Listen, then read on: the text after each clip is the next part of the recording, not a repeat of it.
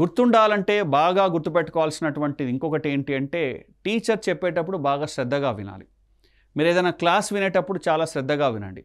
Teacher ఏం చేస్తాడు అంటే అర్థమయ్యేటట్టుగా మీకు చెప్తుంటాడు. మీ భాషలో మీకు అర్థమయ్యేటట్టు సరళంగా, సింపుల్గా చెప్తుంటారు. అనాలిసిస్ విధంగా చెప్తుంటారు. కాన్సెప్ట్ బేస్డ్ చెప్తుంటారు.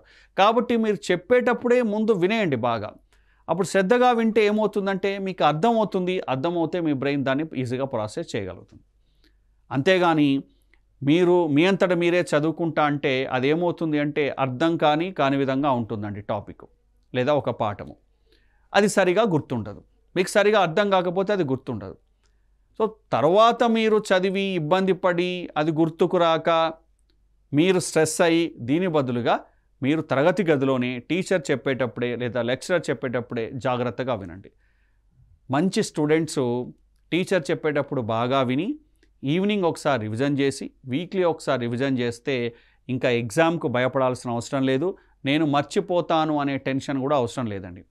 చాలామంది విజయం సాధించిన వాళ్ళు ఏం చేస్తారు అంటే క్లాస్ రూమ్లో బాగా శ్రద్ధగా టీచర్ చెప్పేటప్పుడు కాన్సన్ట్రేషన్గా వింటారు.